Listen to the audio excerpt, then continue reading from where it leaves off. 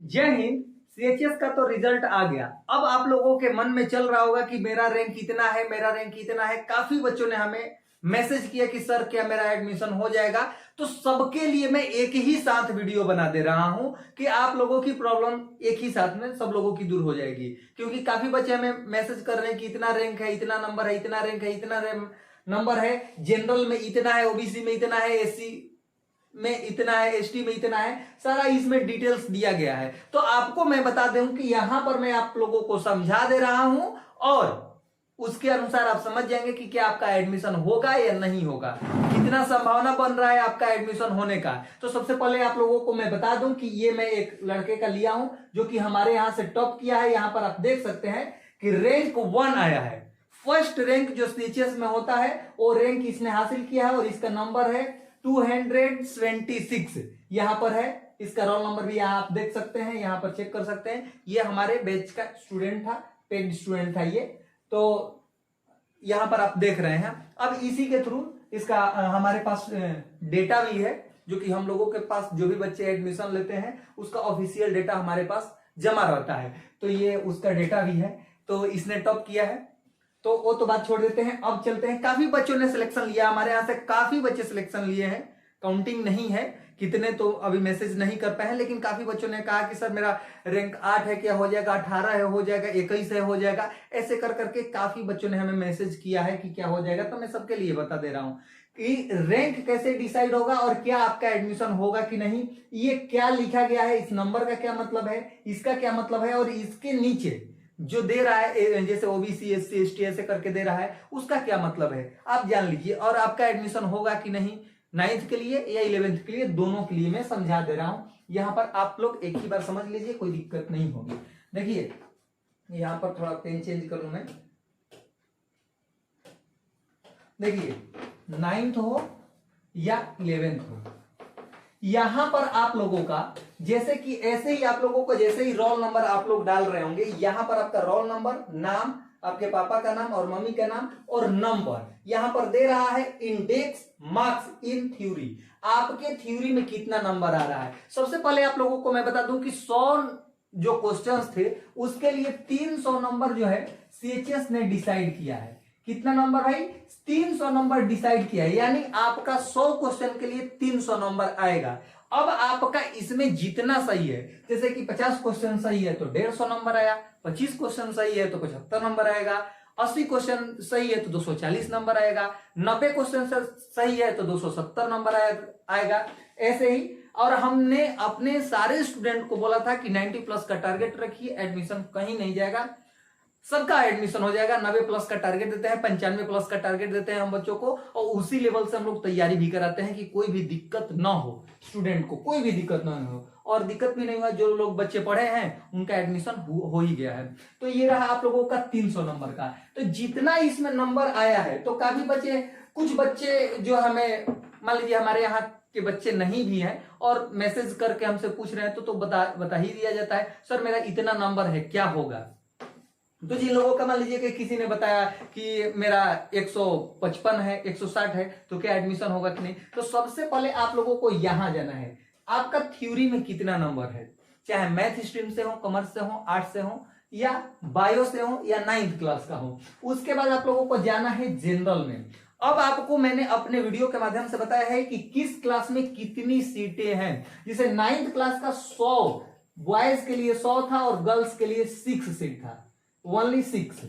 ठीक, तो अब मान लीजिए कि यहां पर जनरल में यहां 100 बच्चे, जो जनरल के बाद ओबीसी को रैंक में मत लीजिए अपना, यहां जनरल में आप देखिए, जैसे ओबीसी है, एससी है, एसटी है या जनरल है, तो आप ये मान करके चलिए 100 सीट है, तो इसमें आपका 100 बच्चों का एडमिशन लिया जाएगा। इसमें जनरल में 100 सीट है तो 100 बच्चों का कम से कम एडमिशन होगा।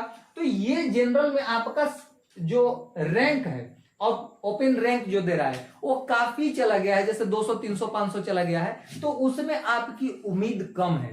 100 अगर बच्चे हैं तो हो सकता है कि 125 तक ले ले। अब 125 तक कैसे ले ले, जैसे जो 100 बच्चे हैं, जिन लोगों का इसमें आया है 100 बच्चे हैं, उसमें हो सकता है 25 बच्चे एडमिशन ना लें, किसी रीजन से ना ले, उनका डॉक्यूमेंट सही नहीं हो, तो 25 बच्चों का एडमिशन, तो जो ऊपर में 25 नंबर है 125 तक है, तो 125 का या सेकंड लिस्ट जारी करे या सीट इंक्रीज हो जाए।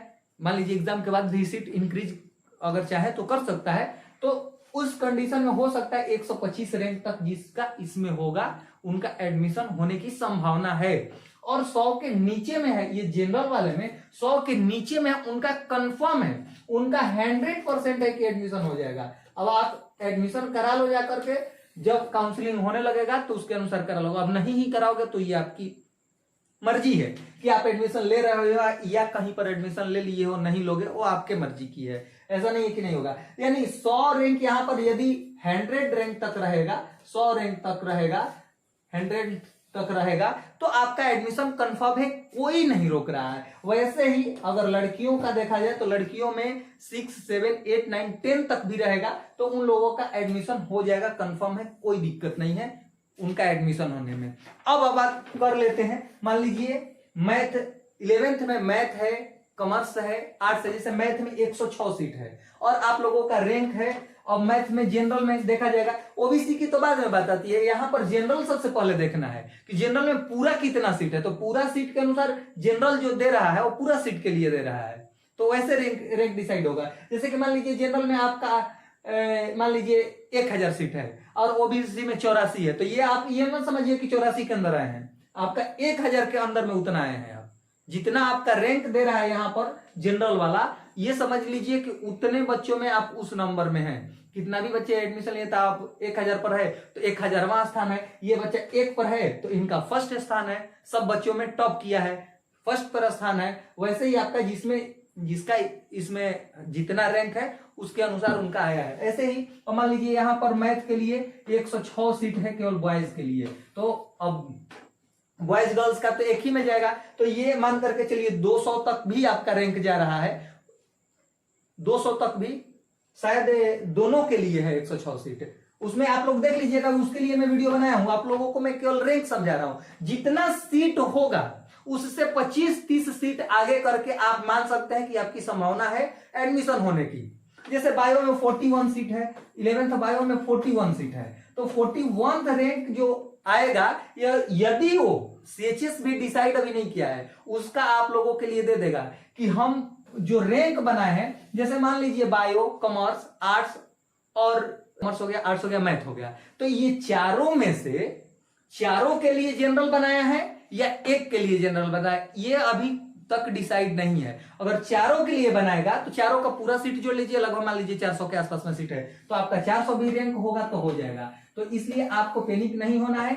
आप यदि रैंक आपको 500 से नीचे है मैथ मैं 11th वालों का, तो हमें कमेंट बॉक्स में, इस वीडियो के कमेंट बॉक्स में आप बता दीजिए कि 500 से नीचे है, मैं आपका रैंक देख लूंगा और नंबर सबसे पहले देख लूंगा कितना नंबर तक आया है, तो आपका कट ऑफ में आएगा कि नहीं आएगा, एडमिशन होगा कि नहीं, ये हम लोग बता देंगे। यही एडमिशन की प्रोसेस होगी आपका, मैं आपको सीट के अनुसार बता ही दिया और सीट के अनुसार ही एडमिशन होता है। अब कट ऑफ कितना पर ले रहा है, किसका किसका एडमिशन होगा, ये तो काउंसलिंग और कट ऑफ के बाद ही समझ में आएगा कि कितना तक का एडमिशन ले रहा है। तो इस वीडियो से आप लोगों को कुछ सीखने को मिला, तो इस वीडियो को लाइक कर दीजिए और चैनल पर नए हैं तो सब्सक्राइब करके बेल आइकन को प्रेस कर दे, ताकि आपको नए नए इंफॉर्मेशन और आपके एडमिशन तक जब के बाद भी आप लोगों को हमेशा हम लोग जानकारी देते रहें, तो इसके लिए चैनल को सब्सक्राइब करना ही पड़ेगा। तो चैनल को सब्सक्राइब करके बेल आइकन को प्रेस कर दें। मिलते हैं फिर अगले वीडियो में, तब तक के लिए जय हिंद।